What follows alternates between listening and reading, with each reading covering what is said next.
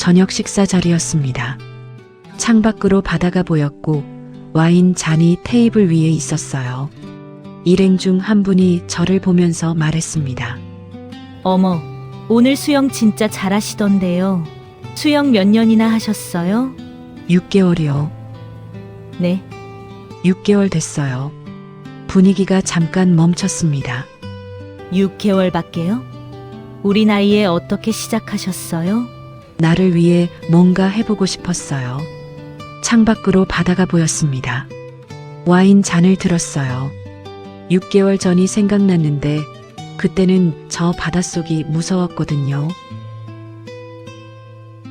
남편 회사 창립 30주년이었습니다. 포상 해외여행 일정표에 스쿠버 다이빙이라고 적혀 있었어요. 이거 어떡하지? 나 수영 못하는데.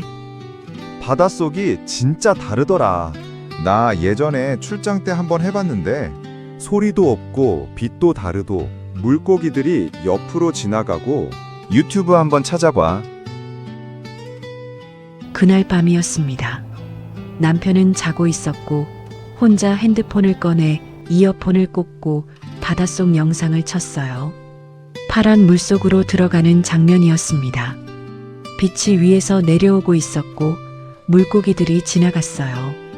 아무 소리도 없이 조용했는데 다이버가 손을 뻗었을 때 물고기 한 마리가 그 손 옆을 스쳐 지나갔습니다.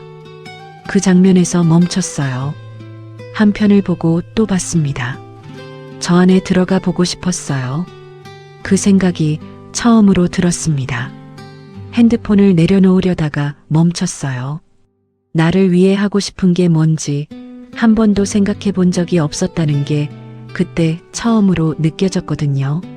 아침 6시에 일어나서 남편 양말 챙겨주고 빨래 돌리고 설거지하고 저녁 차리고 주말에는 시댁 가서 음식 준비하고 명절에는 새벽 4시에 일어나서 전부 치고 감기 걸려도 약 먹으면서 버티고 허리 아파도 참으면서 나중에 애들 다 크면 나도 뭘 좀 해보지.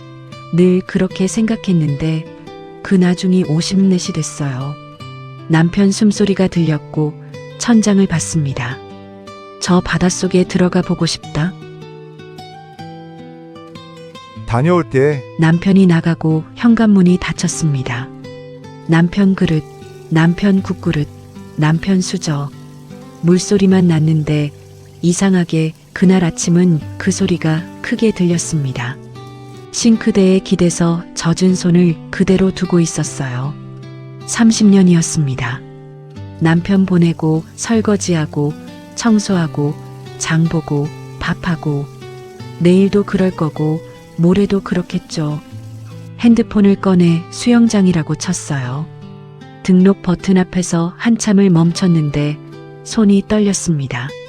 나를 위해 뭔가를 누르는 건 처음이었어요. 그 버튼 하나가 이상하게 무거웠습니다. 한참을 그렇게 멈춰 있다가 눌렀어요. 접수 완료. 핸드폰을 내려놓고 식탁 앞에 그냥 앉아 있었습니다. 가슴이 두근거렸는데 이게 설레는 건지 무서운 건지도 몰랐고 그냥 오래 앉아 있었습니다. 저녁에 밥을 먹으면서 말했어요. 나 수영 등록하려고. 수영? 갑자기? 그냥 배워보고 싶어서. 해봐. 이상하게 가슴이 두근거렸습니다. 나를 위해 뭔가를 처음으로 시작한다는 게. 수영복을 입고 풀 앞에 섰는데 물이 이상하게 깊어 보였어요. 강사가 시범을 보였습니다. 물속으로 얼굴을 넣고 옆으로 돌려 숨을 쉬고 자연스럽게 팔을 저었어요. 쉬워 보였습니다. 계단에서 발을 넣었는데 차가웠고 허리까지 들어갔는데 숨이 가빠졌어요. 물이 가슴까지 차오르는데 이상하게 공기가 없는 것 같았습니다. 자, 얼굴 넣어보세요. 숨을 한번 크게 쉬고 넣었는데 눈을 감아도 무서웠어요. 물이 코로 들어왔고 얼굴을 바로 들었습니다. 괜찮아요. 다시 해봐요. 또 넣었고 또 들었어요. 탈의실에서 머리를 말리는데 옆에서 누가 말했어요. 저 오늘 물 한 바가지는 마신 것 같아요. 저보다 나이가 좀 있어 보이는 분이었습니다. 저도요. 눈 감아도 무서워서. 시범 볼 때는 쉬워 보였는데 강사가 하는 건 왜 저렇게 쉬워 보이는 거야? 그러게요. 우리 애한테 물어봐야겠어. 수영 어떻게 배웠냐고? 왜 알려주지 않은 거냐고. 웃었습니다. 내가 왜 이걸 시작했나 싶었습니다. 자고 일어나면 어깨가 아팠습니다. 팔이 올라가지 않는 날도 있었고 파스를 붙이고 갔어요. 강사한테 팔 동작이 틀렸다고 혼났고 발차기가 약하다고 혼났습니다. 어느 날 탈의실에서 머리를 말리다가 거울을 봤는데 어깨에 파스 자국이 있었어요. 수영모 눌린 자국이 이마에 남아 있었고 눈가에 물기가 아직 있었습니다. 저게 나구나 싶었어요. 한참을 그냥 봤습니다. 나 지금 뭐 하는 건가? 그날 저녁이었어요.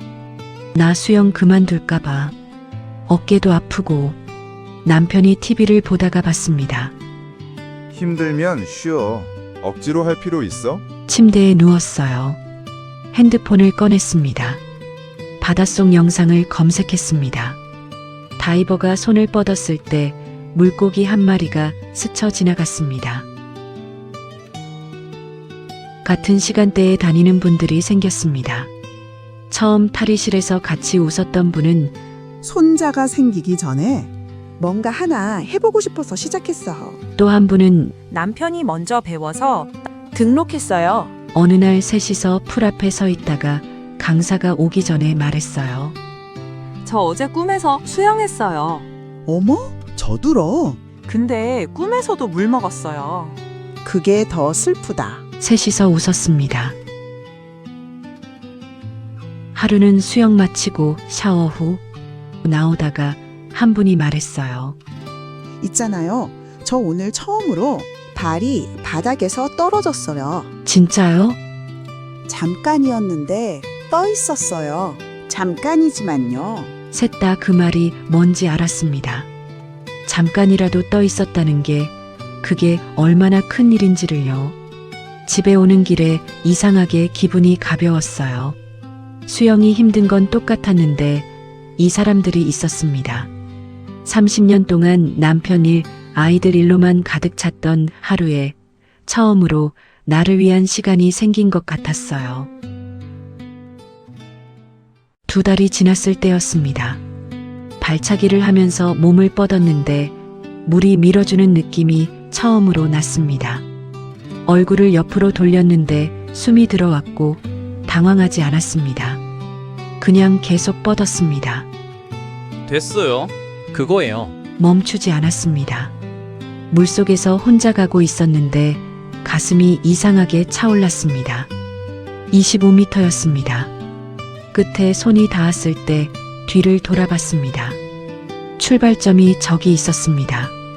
거기서 여기까지 혼자 왔습니다. 레인줄을 잡고 한참을 서 있었습니다. 숨을 고르는 건지 우는 건지 몰랐습니다. 처음으로 얼굴을 물에 넣던 날이 생각났습니다. 파스를 붙이고 가던 날이 생각났습니다. 그만둘까봐 누워있던 밤이 생각났습니다. 거기서 여기까지였습니다. 옆 레인에서 같이 다니던 분이 봤습니다. 어머, 완주했어요? 대답을 못했습니다. 고개만 끄덕였습니다. 잘했다. 진짜 잘했어. 그분도 레인줄을 잡고 있었는데 눈이 빨개져 있었습니다. 강사가 불렀습니다. 많이 늘었어요. 바다 가도 되겠는데요? 진짜요? 네. 집에 오는 길이었습니다. 걷다가 어느 순간 멈췄는데 발이 움직이지 않았습니다.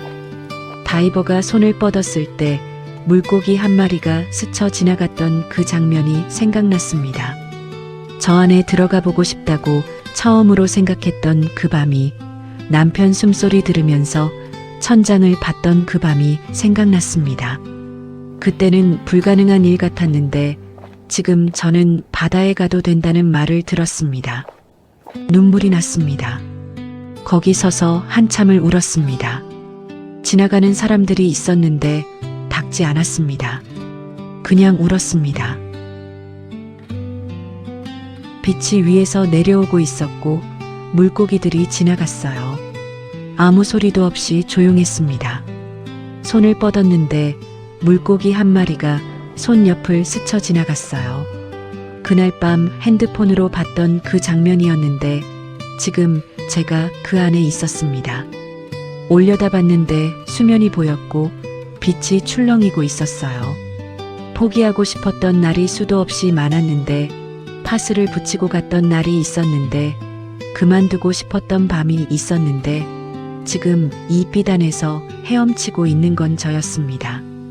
늦지 않았어요. 한 번도 늦은 적이 없었습니다.